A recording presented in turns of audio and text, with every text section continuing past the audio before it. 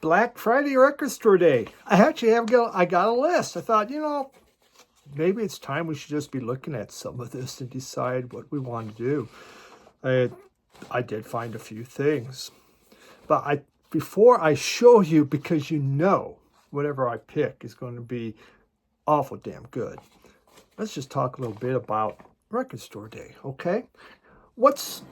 I think what works, and I think what they need to do better.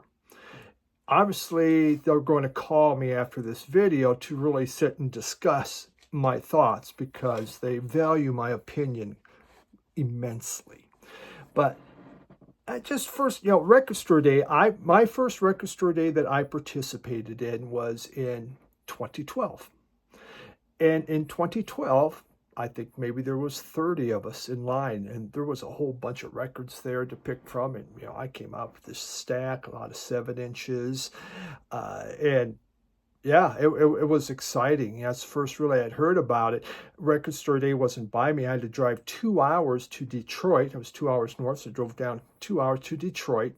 And there was a number of stores participating in there. So I started one and went to the others.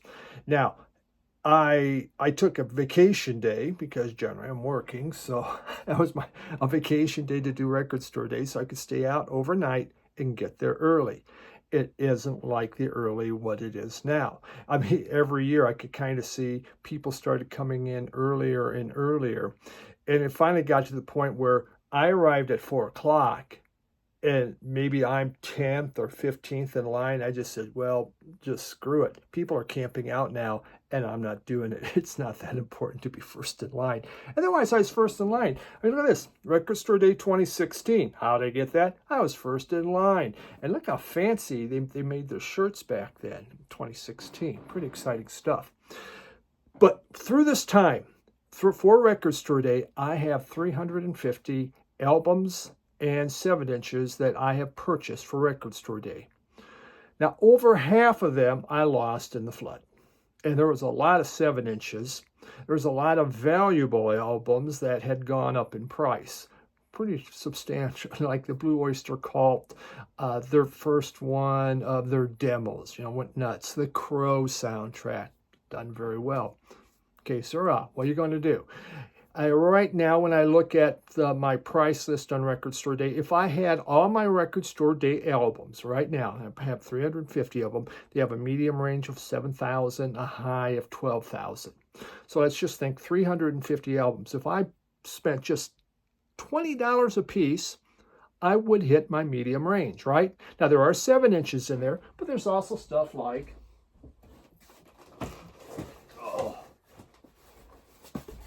a clutch box set, which we know is probably slightly over $20. So, investment-wise, if you buy Record Store Day for investment, you need to be a lot better than I am because I'm really not that good with it, as you can see. But I do enjoy the excitement of Record Store Day. Now, it has changed. It's changed completely. Why? Because more young people are into vinyl records, and it needs to change. When it started, it was designed for people like me in my 50s, my 40s, in their 60s. That's what we're looking at. We're looking at a lot of Jimi Hendrix. We're looking at a lot of different jazz titles.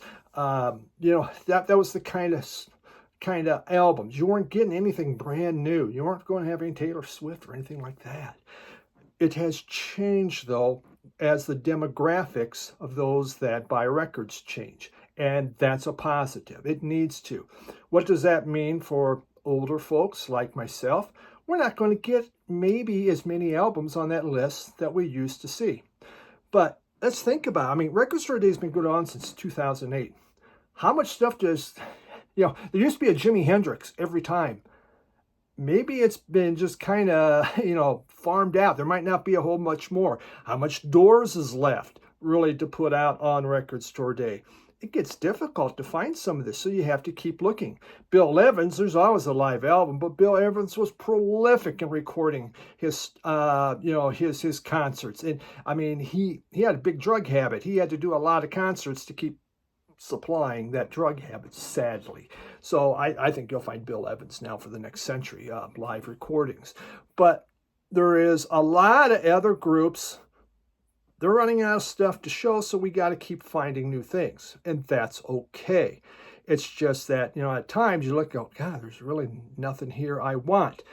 As you get deeper into it, you will. And when I show you my picks, there's a few I had to dig deep, but I thought this might be interesting.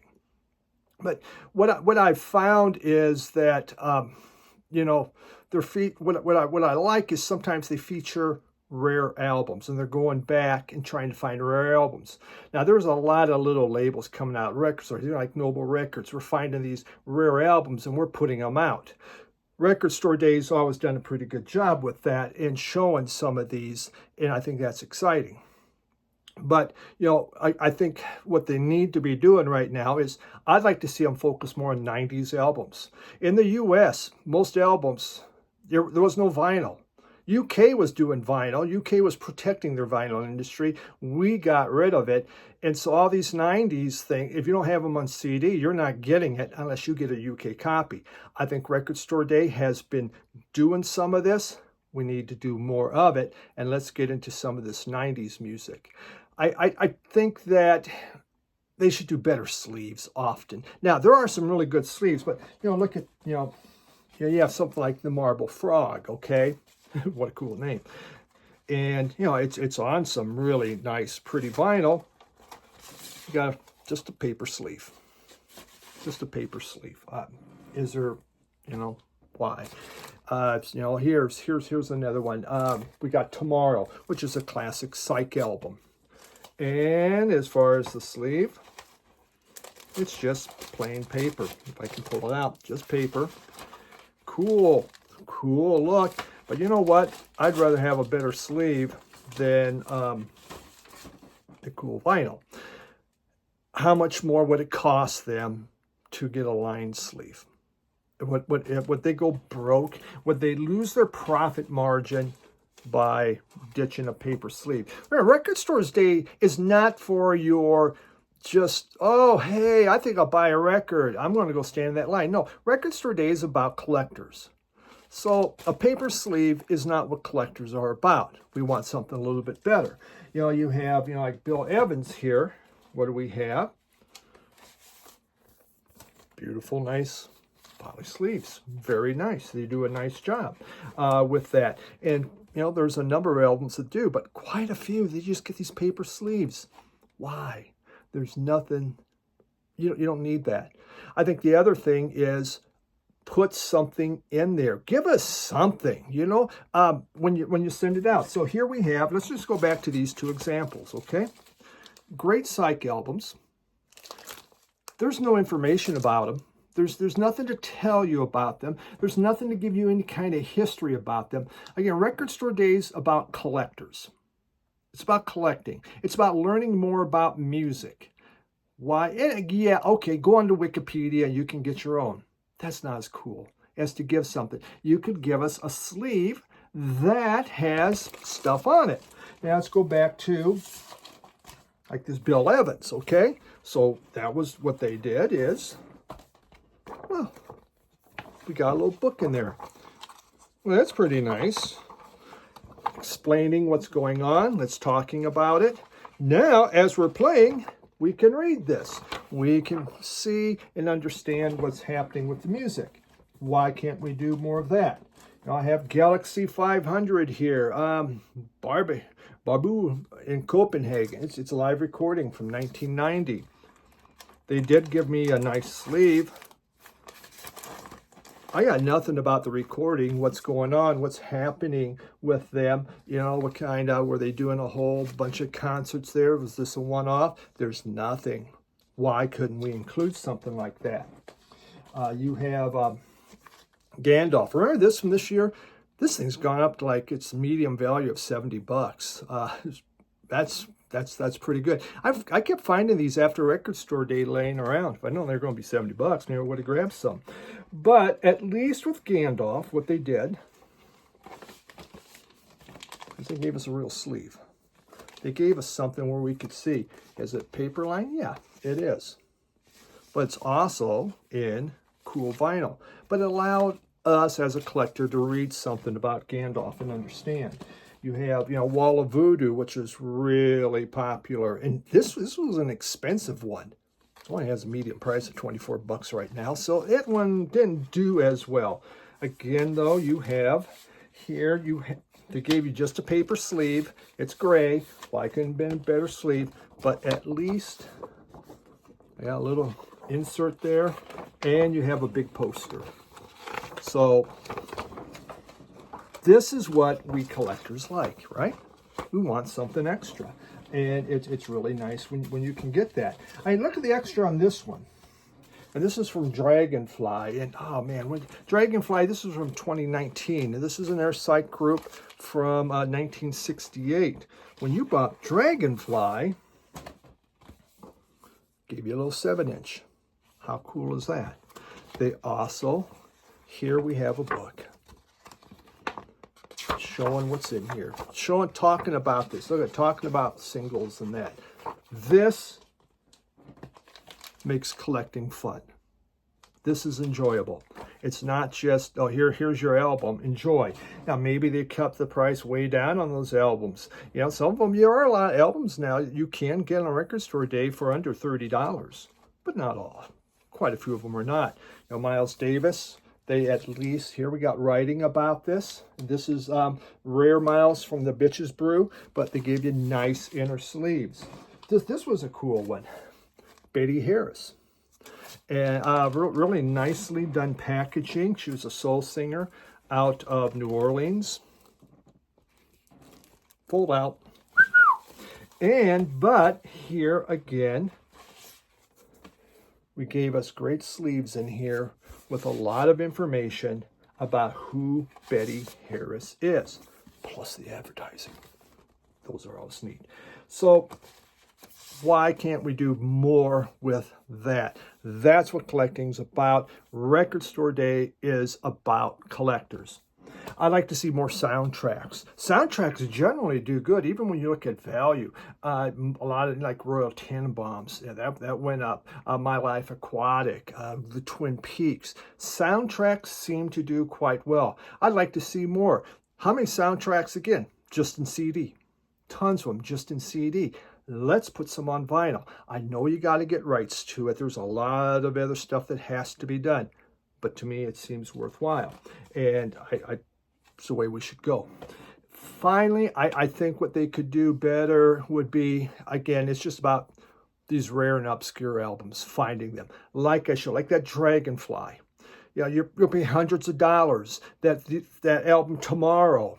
Hundreds of dollars if you want to find an original. Even early represses cost a lot. It's really nice when Record Store Day goes out and takes these albums and gives us a chance to hear this music that we're never going to hear unless we stream it. That's it. So those, I think, are things I think can really, be beneficial. There's also a lot of live albums.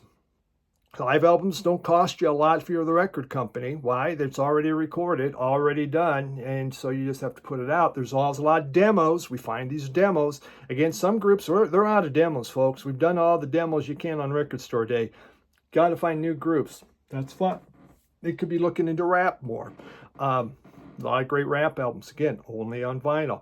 It's a new demographic out there. You may not like rap, but there is a big demographic. If we want to keep things going, we got to work with them and try to give them stuff that they want. So a lot of stuff we can do better. I think one other thing before I show you my picks that, just needs to be said is, how often do I play Record Store Day albums? How often do I pull them? Come out, I'm going to play these. You may be doing that. You may all the time be grabbing them. I will tell you, I don't. There's a lot of them that I buy. I listen to them after Record Store Day. Maybe I'm liking them or whatever, and they get shelved, and I don't play them again. And I need to be more cognizant of that as I'm picking out albums. Do I really need this? A lot of times a live album, I may play once or twice, might get shelved. A demo, that's very neat, that's very cool, it gets shelved. Here, this one here, I play this one a lot.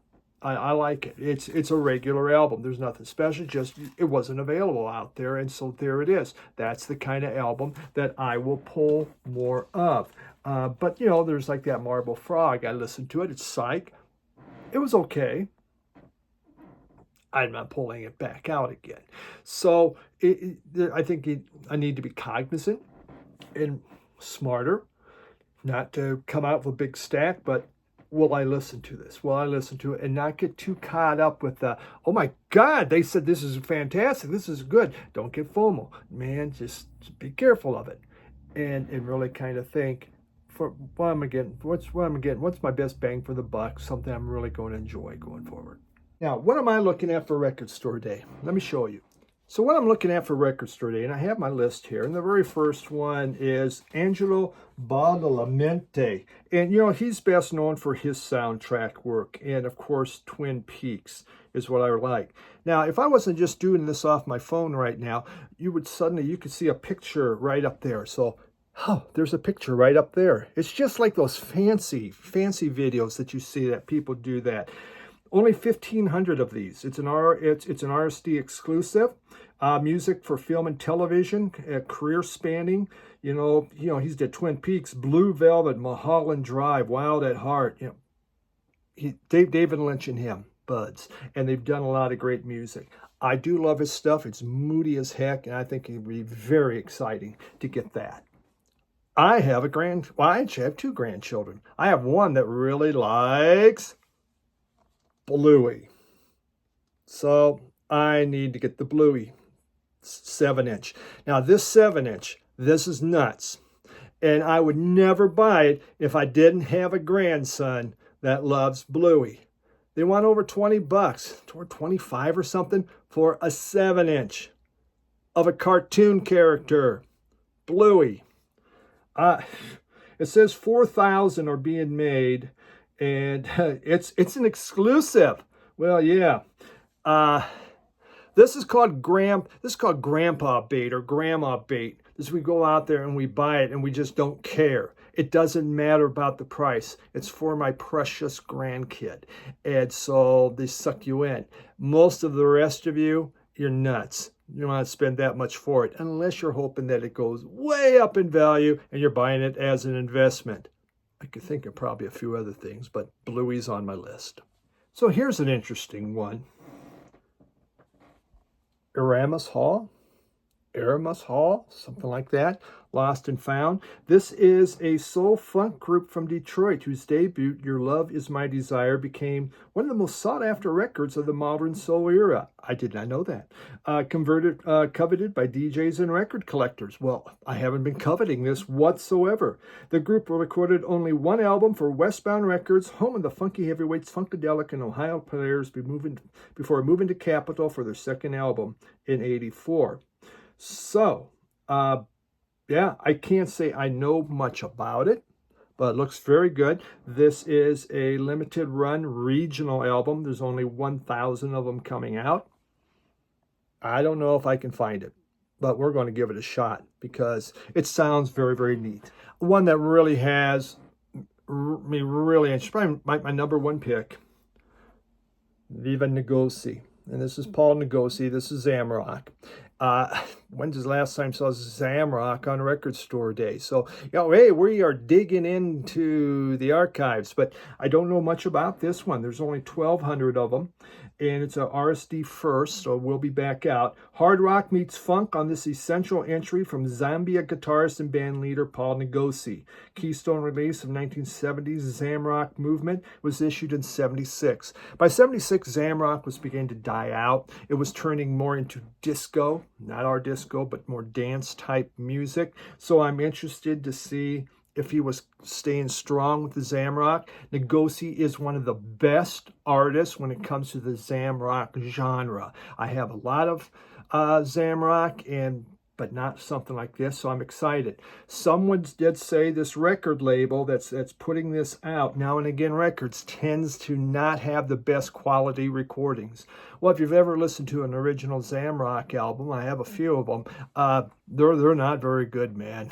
They're not good at all. So, hey, it's got to be better than an original. So, very excited to see about getting that Viva Negoci, and only 1,200 of them. Another one that, I mean, this isn't like, if I don't get it, I'm not jumping off my roof or getting a car crash or whatever, but Charlie Patton is putting out one. You know, one of the most important bluesmen, you know, especially the early bluesmen. There's 1,400 of them, an RSD exclusive. He is undisputably one of the most influential figures in the history of blues and among the most important American musicians in the 20th century. And I'm going to agree with that. Definitely 1920s blues. It's very raw, very rugged, but a lot of people used him as their example as they were learning the blues, and he helped a lot of people. Really important. I think that would be a fun pickup to find, Charlie Patton. I think one that's going to be very difficult, but I would like to find, would be Ramones' Greatest Hits. Supposedly this is the first time it's being released out on vinyl. They have 5,000 of them, but I think this is going to be red hot. Available for the first time on vinyl, this single LP compilation of Ramones' sub 2-minute zingers is for the most part, collects highlights of the band's extensive career. Definitely very exciting. You know, I like the Ramones. I'm not like a die-hard Ramones person, but this has all the cool stuff.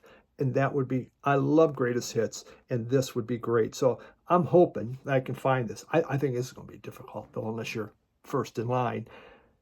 And it's November. I'm not going to be first in line. That's pretty much what I really want to get. There's a lot of jazz in there. There's some more blues in there. There's a lot of newer artists that I may not know. There is some 90s. There's like Helmet is releasing an album. Not big into Helmet, you know, Betty, but that wasn't really one of their best ones anyway. But yeah, this was a good list. Last year, I think the list was too big. And a lot of people go, oh my God, that's a big list. This year it comes out, I hear, oh my God, that list is so small. It's Black Friday. We got a lot of Christmas presents and stuff to buy.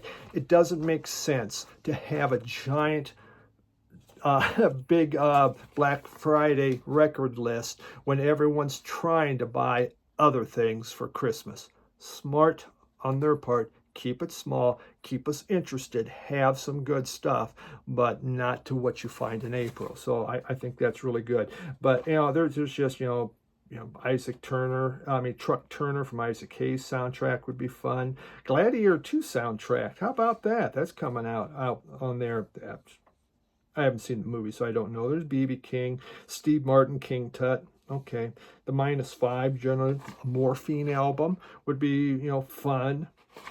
We'll find out. You know, when you get to the store, then you see stuff and you get excited. Then someone puts up a video and you get excited. And so, you know, then we wind up buying a whole lot more. And yeah, it costs a lot. So I truly believe Record Store Day is still extremely important. It's just there's things that we can do better. We can make it better for the collector. Maybe I'm being greedy, but I'm just saying Record Store Day is for me and for you, damn it. Not for the casual. So give us something exciting, or put excitement in those packages. Give us quality sleeves and keep us interested. That's what we got. Friday, we'll see what I got. I'm sure I'll probably show it along with 1 billion other videos. So get ready. Thanks, everyone. Bye.